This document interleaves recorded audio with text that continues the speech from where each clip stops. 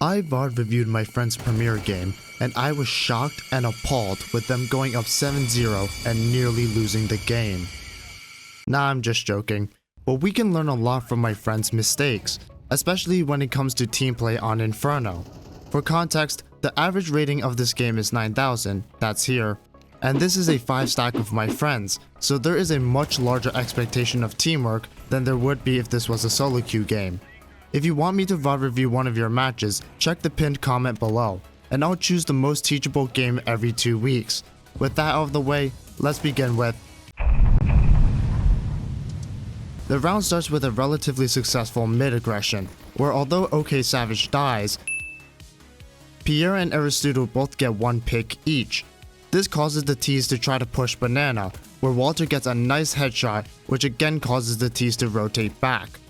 After a bit of a scuffle, the round evens out to a 3 versus 2 with the bomb planted.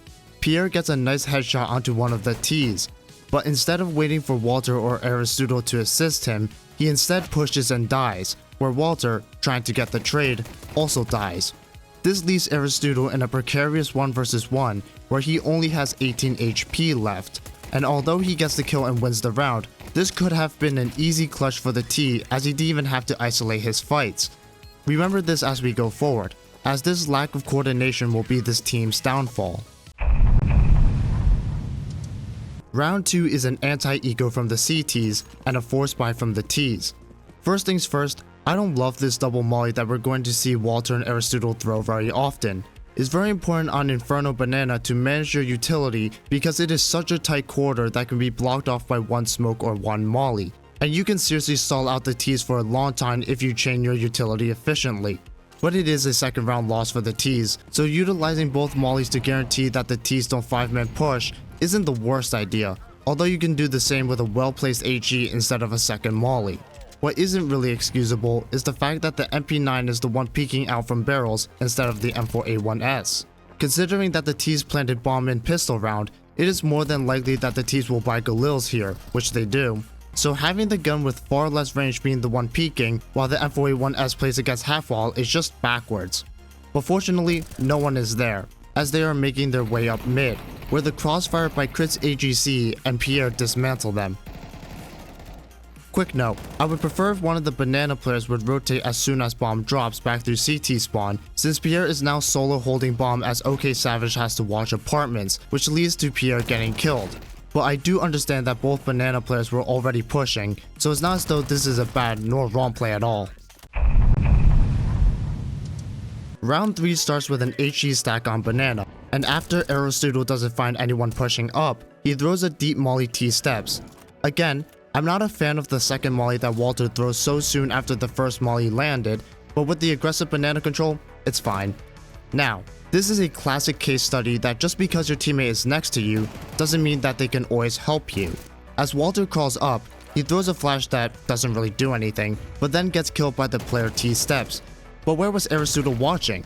Although Aristotle is watching T steps, as soon as Walter goes to make contact, he goes to watch for the T that crossed mid at the beginning of the round, effectively watching Walter's back. Given this context, no one would be mad at Aristotle for making what is almost objectively the right play, but in the heat of the moment and context removed, it just looks like baiting. But at least Aristotle gets the trade and picks up another kill, while across the map, Crits gets a nice double to essentially close out the round. Remember what I said about not chaining your utility effectively on banana? Well, as round 4 starts, the banana players are caught off guard with a 5-man rush, and what little utility they have instantly goes out the window, and they are left in a risky position where they have no more tools to stall out the T's. Luckily, Crits rotates with a full set of utility, and combined with the T's completely stalling, the CTs are able to hold banana with no issues, forcing a rotation from the T's where they are caught by the remaining 2 A players' flank, which causes another rotation where Walter finishes the round. A bit rough, but a job well done in the end. Round 5 starts with Walter and Aristotle learning from the last round, and actually conserving their nades this time and going for an AWP peek, which is a huge success, not necessarily because of them conserving nades admittedly, but 2 picks is great nonetheless. With full utility, an AWP, and aggressive positioning, Banana is locked down. On the other side of the map, Chris goes for his smoke peek play to try to get a cheeky kill, but whiffs some shots and dies. When you're going for strats like these, I highly recommend getting your arch player involved, since they are already in a position to help you, such as throwing a flash, which in this case Pierre doesn't have one, or peeking with you. Don't just leave him there to defend after you throw your life away. But in any case, the last two apartment players catch OK Savage as he is rotating Porsche to help with the mid push, and the CTs are left in a 3 vs 2. And in a turn of events that is shockingly similar to the pistol round, Pierre gets a kill, gets overly aggressive and dies to the planner, where Walter tries to get his trade and honestly gets destroyed here, nothing you can really do about it, other than wait for Aristotle to fully rotate. Although Aristotle bails out the team, again, you can really start to pinpoint where this team struggles with teamwork and communicating timings and swings, which again will be their downfall.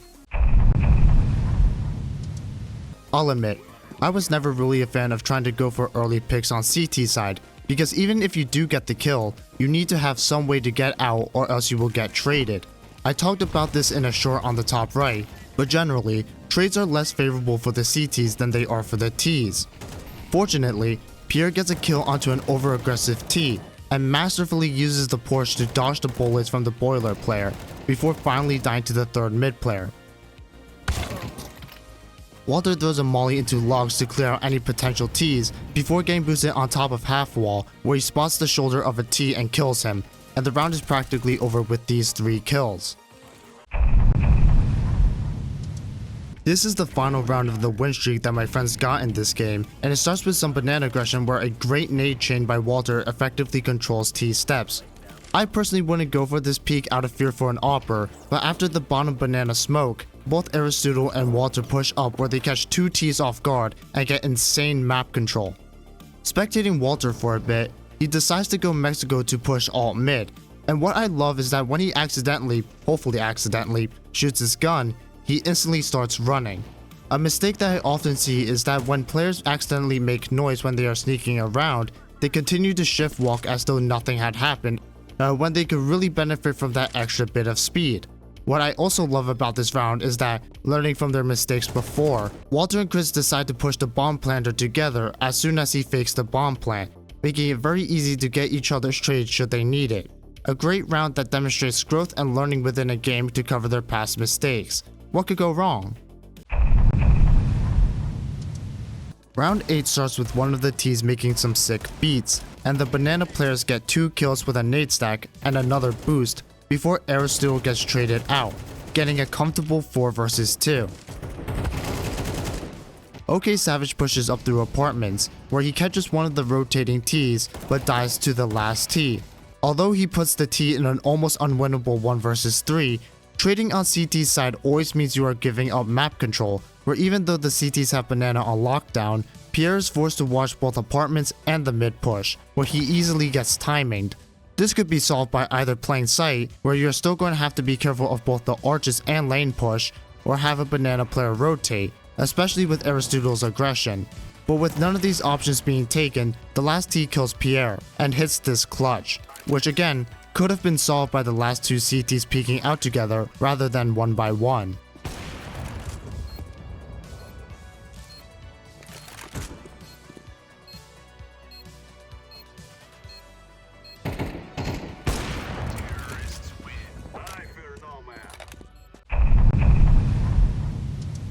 Round 9's loss is a result due to bad comms. The banana players are caught off guard by an aggressive Mach 10 rush, which results in Walter being killed and Aristotle getting a rough kill before whiffing his nade. Yet this singular act of aggression and a couple of nades makes the whole team rotate, where the T's just go A. And yeah, you could guess how this ended. Round 10 is an eco round, so I'm not going to rag on the team too much since it's not unreasonable that they lose due to the gun difference. But certain decisions could have been made to increase the chances of a round win, or even economic damage would be valuable considering how shaky the T-side economy is. Aristotle is going to push into banana with a Mag 7, where 2 mollies flush him out and he dies due to missing shots. Walter, seeing this, decides to back up instead of taking a fight. However, instead of waiting for Kritz's help, as there is no CT smoke, Walter takes the fight and loses, and the B site falls, and I'm sure you can guess how the rest of this round played out. Crits is going to go for a smoke clear play where... yeah, that's rough. On the other side of the map, we're going to see Aristotle try to play with a Mag 7 again, where he gets tickled by the molly, but is able to get away and extinguishes the flames to gain some space. As he sits car... yeah, that's rough. Back to mid, OK Savage gets smoked out, and with no nades to assist Pierre, Pierre is overwhelmed by both the apartments and lane players. After that, the last two CTs fall. Go next. The last round of the CT half is interesting, as we see the team go for an aggressive mid play, which doesn't go too well. Without the T-step smoke, the Opera has free reign to control mid. The one bright spot is that Aristotle is able to push through into alt mid, but makes too much noise where the Opera is easily able to hear him and then kill him. With everyone dead, Walter tries to make the most out of the situation, but falls after getting held down. And just like that, the massive 7-0 lead is cut down to a respectable 7-5. The T-side pistol round starts great, with the team getting an entry and... why are they heading back? Oh. What the round really started with is some CT mid aggression, and trust me, we're going to be seeing this a lot. They were able to kill OK Savage, and then Crits, who was the bomb carrier. After that, with a powerful position T steps, it was easy to clean up the rest of the Ts who were running back to retrieve the bomb. The round after is nothing to write home about, a full eco that leads to a swift round loss, but this now makes the score even, with the team having both won and lost 7 rounds in a row. Round 15 is a great showcase of individual skill and restraint from Crits and OK Savage. The round starts with only one flash on the team, which is just diabolically atrocious. But anyways, Crits gets an early entry onto Banana, while 3 players try to get some shots through mid to keep the CTs occupied. But Smoke on B stalls out the 2 Banana players, which gives time for a CT to rotate from mid. If only they had a flash to entry with. But OK Savage gets a kill mid, making the CT rotate back through spawn, giving the Ts access to B site after an easy kill. Crits pushes through the CT smoke and nearly catches the CT rotator, but what I like is that instead of pursuing the frag, Crits takes a back seat, waiting for OK Savage to complete his apartment's lurk. But even if OK Savage doesn't get the kill, the round still ends in a win. Oh.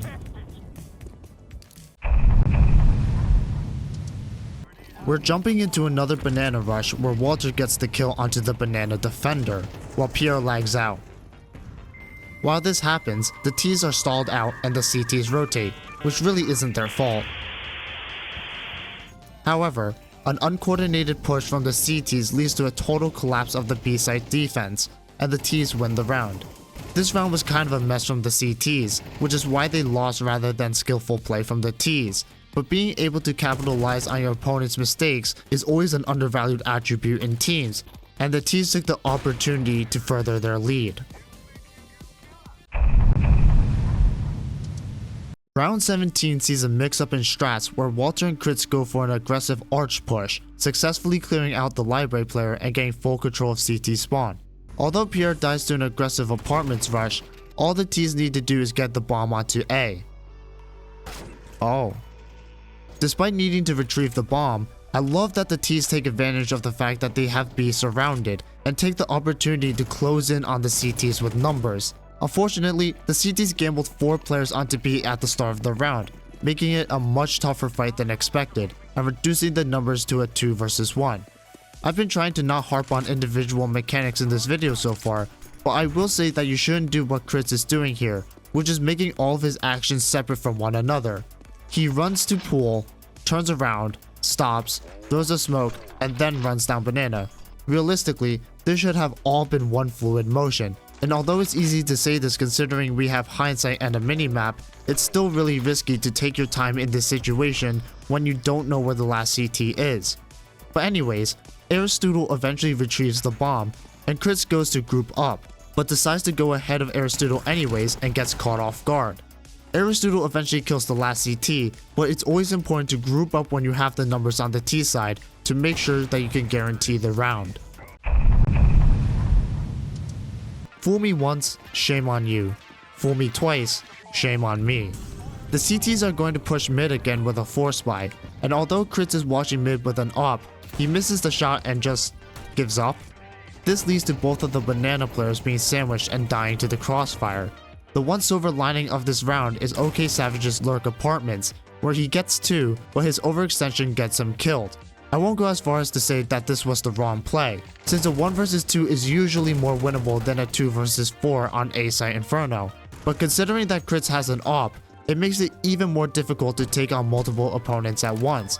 Again, I don't want to harp on mechanics too much, but try not to hard scope too much during clutches, since the noise of the scope can easily get you killed in situations like these, where a well-placed smoke effectively shuts down the op, and Crits has to enter a 1 vs 2 with a Tech 9. An unfortunate round to be sure, but the little details do add up, and fixing these small issues will help you win far more rounds. Fool me once, shame on you. Fool me twice, shame on me. Fool me 3 times is practically intentional. Round 19 is yet another mid-rush from the CTs that catches the 2 players on banana, again. And Crits is caught on his apartment lurk by the opper. And yeah, you know how this round ends. Round 20 starts with a classic 5-stack moment.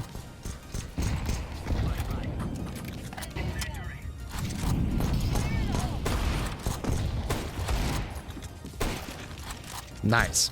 I'm not even going to be playful about it. This round ends in a loss. The score is tied up at 10-10, which is a miracle considering what we saw in the last few rounds.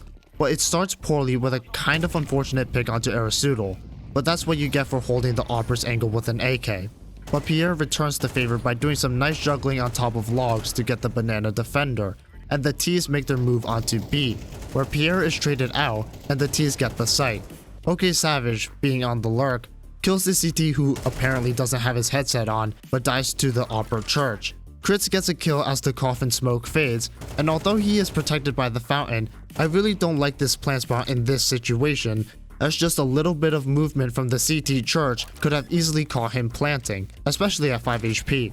What I really like, however, is that when OK Savage dies to the op church, Walter takes the opportunity to push through CT and wrap around to kill the last CT. Although he could have killed him just a little bit faster, all in all, a very good recovery from this team. Crits is going to entry onto banana where he gets stuck between 2 mollies, which ends up getting his second entry, Aristotle, killed as he is forced to walk the extra distance to find a new spot. Always remember, mind the person behind you when you are entering, but Crits makes up for this by getting Aristotle's trade and figuring out a rotate from a CT. I wouldn't recommend being as brazen as this, but it gets the job done, and the rest of the team gets mid control. What doesn't work is hyperfixating on one angle and using only one lane of attack, giving that same CT enough time to rotate back, and making this a losing round if not for Crits using the other avenue of attack, and getting 2 kills to even out the numbers. However, as OK Savage plants the bomb, he finds himself basically stuck from the 2 CTs watching over him and tries to make the most out of it, but fails. As a result, Crits is left in a basically unwinnable 1 vs 2 in apartments, and the T's lose the 22nd round. Fool me 4 times, I'm skipping this round. Nah, I'm kidding, because this round actually goes in the T's favor. At 11-11 with a poor economy, the team has 2 choices. Do they force up to hopefully play for the win, or do they save and have a better chance to play for the tie? Either case is valid, given that you're okay with playing in overtime, and this team certainly is. The round starts with a strat mix-up as 3 go alt mid, 1 pushes banana, and 1 plays T's steps. Pierre dies on banana, but the round quickly shifts in the T's favor as Aristotle gets this insane timing to kill one of the mid players, while his teammate has no idea what is happening. And while he ducks back under Mexico, he gets another kill on an overconfident CT. OK Savage and Chris clean up the rest of the mid players, and the team miraculously win the round despite the odds, being up on match point. Fool me 5 times, I'm about to cry, man. We're moving to overtime. The round start...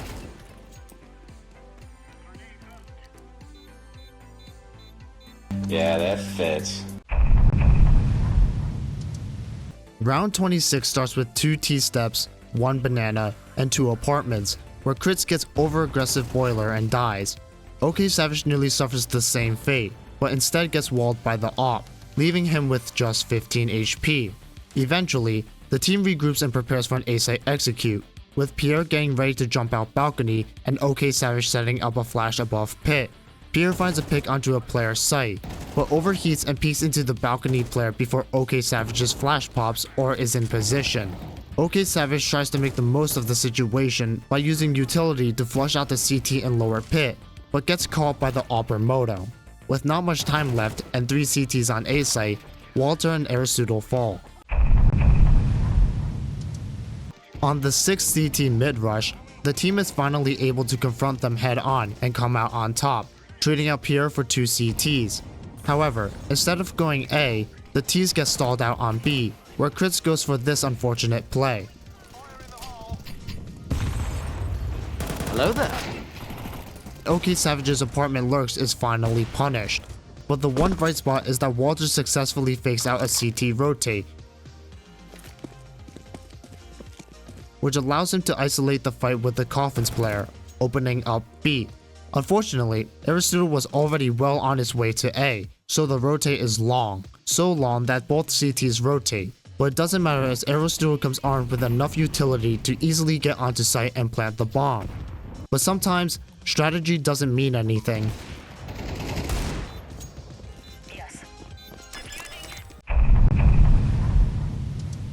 Whereas round 27 is lost because of mechanical prowess from the enemy team, round 28 is won due to Pierre and OK Savage's defense. Nothing really to write home about, just solid mechanics. Round 29 is interesting as the T's switch up their strats and play incredibly aggressively, which is denied by a nade and a trade from Aristotle. Bomb is dropped, but unfortunately, Aristotle made the right play in the situation, and backed up to avoid any more T's pushing as he couldn't see the bomb. In any case, he makes his way church, where he manages to get a T pushing site before getting traded. Chris decides to take his place on Coffins where this shot somehow misses, kinda unfortunate. But the hero of this round is OK Savage, getting a huge flank from apartments with a full stack of utility, closing out the round and leading to the final round of the game. This is it. This round decides whether the game ends in a loss or a tie, and Pierre is going to show up in a big way. An incredible 4-man spray down through the smoke seals the deal for the T's. What could go wrong?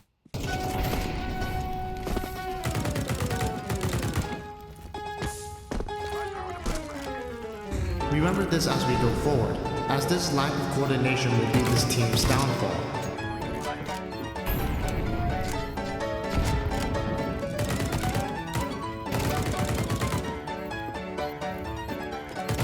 Oh, thank God.